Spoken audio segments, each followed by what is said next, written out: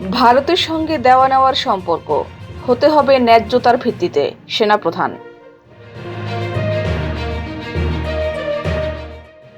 ভারতের সঙ্গে দেওয়া নেওয়ার সম্পর্ক হতে হবে ন্যায্যতার ভিত্তিতে, একটি প্রথম সারির পত্রিকায় দেওয়া এক বিশেষ সাক্ষাৎকারে এমন কথা বলেছেন সেনাপ্রধান জেনারেল ওয়াকারুজ্জামান।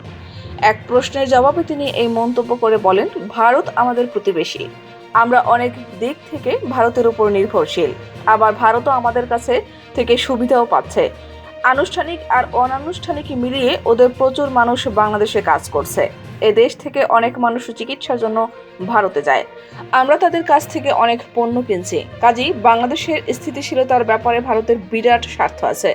এটা একটা দেওয়া নেওয়ার সম্পর্ক, ন্যায্যতার ভিত্তিতে হতে হবে। এটা যে কোনো দেশ সবসময় অন্য দেশ থেকে সুবিধা পেতে চাইবে, এটা তো দোষ না। আমি যদি আদায় করে নিতে না পারি, দোষ তো আমারও। এই বিষয়গুলো দেখতে হবে। আমাদের ন্যায্যতার ভিত্তিতে সুসম্পর্ক বজায় রেখে চলতে হবে। জনগণ যেন কোনোভাবে মনে না করে ভারত বাংলাদেশের উপর কর্তৃত্ব করছে বা এমন কিছু করছে যা আমাদের স্বার্থের পরিপন্থী। কোনোভাবেই মানুষ যেন এটা না ভাবে। আরেক প্রশ্নে বলেন, আমার কথা হচ্ছে আমার প্রতিবেশীর সঙ্গে আমি এমন কিছু করব না যেটা তাদের কৌশলগত স্বার্থের পরিপন্থী হয়। একই সঙ্গে আমার দিক থেকে প্রত্যাশা থাকবে যে প্রতিবেশীও আমার সঙ্গে এমন কিছু করবে না যা আমার স্বার্থের পরিপন্থী। আমি যখন তাদের স্বার্থ দেখব, তারাও আমার স্বার্থটা সমান গুরুত্বের সঙ্গে দেখবে। আমাদের পার্বত্য চট্টগ্রামে অস্থিতিশীলতা তৈরি হবে না, স্থিতিশীলতা নষ্ট হবে না মিয়ানমার সীমান্তে আমাদের লোকজনকে হত্যা করবে না। আমরা ন্যায্য হিস্যার পানি পাবো, এতে তো কোনো অসুবিধা নেই। সম্পর্কটা ন্যায্যতার ভিত্তিতে হোক। সেনাপ্রধান বলেছেন, সামরিক বাহিনীর অবশ্যই রাজনীতিতে হস্তক্ষেপ করা উচিত নয়। রাজনীতিতে নাক গলানোর বিষয়টি সেনাবাহিনীর জন্য ক্ষতিকর। অতীতে এগুলো হয়েছে, আমরা অতীত থেকে শিখেছি। এটা কখনো ভালো ফল বয়ে আনে না। তিনি আরও বলেন, আমরা পুরোপুরি অন্তর্বর্তীকালীন সরকারের পাশে রয়েছে। আমরা চেষ্টা করব প্রধান উপদেষ্টা যেভাবেই আমাদের সাহায্য চাইবেন, আমরা সেভাবেই ওনাকে সহযোগিতা করব। এটাতে যদি আমাদের অসুবিধা হয়, সৈনিকদের যদি সাময়িক অসুবিধাও হয়, তারপরও সরকারকে সহযোগিতা করে যাব। দেশ ও জাতির স্বার্থে আমরা এটা করব। এই জাতির জন্য, দেশের জন্য ও দেশের মানুষের স্বার্থে যে কোনো ত্যাগের স্বীকার করতে আমরা তৈরি আছি। নির্বাচনের সময়সীমা নিয়ে এক প্রশ্নের জবাবে তিনি জানান, দেশবাসী অবশ্যই একটা ভালো নির্বাচন চায়, অবাধ, সুষ্ঠু, শান্তিপূর্ণ ও উৎসব মুখর নির্বাচন চায়।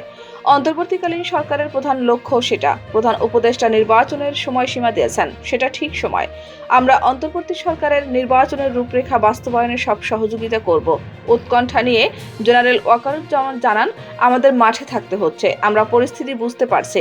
আমরা কিভাবে স্বাচ্ছন্দ্য বোধ করতে পারি তা নিয়ে একটা ধারণা দিই। দিনের শেষে আমার সেনাদেরই তো মাঠে যেতে হচ্ছে। এর মধ্যেই প্রায় 5 মাস ধরে তারা মাঠে আছেন। যত বেশি আমাদের লোকজন মাঠে থাকবেন, তত বেশি তাদের শৃঙ্খলা বহির্ভূত কাজে জড়িয়ে পড়ার আশঙ্কা দেখা দিতে পারে। ডাকাত ধরতে গিয়ে আমার একজন কর্মকর্তা নিহত হলেন। পুলিশ যদি দ্রুত সংগঠিত হয়ে যেত, আমার কোনো উদ্বেগ থাকতো না। তারা যদি সুসংগঠিত হয়ে যায়, বেসামরিক প্রশাসন যদি যথাযথ আইন শৃঙ্খলার দায়িত্ব পালন শুরু করে দেয়, তাহলে আমরাও আশ্বস্ত হতে পারি।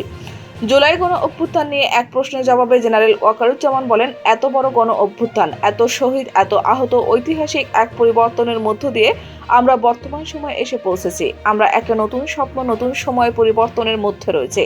2024 সালে আমাদের জন্য একটা নতুন সুযোগ ও নতুন সম্ভাবনা তৈরি হয়েছে। 2024 সালে জুলাই আগস্ট মাসে ঘটে যাওয়া গণ অভ্যুত্থানে ছাত্র জনতা ও রাজনৈতিক দলসমূহের অংশগ্রহণ বাঙালি জাতির ইতিহাসে এক অবিস্মরণীয় ঘটনা।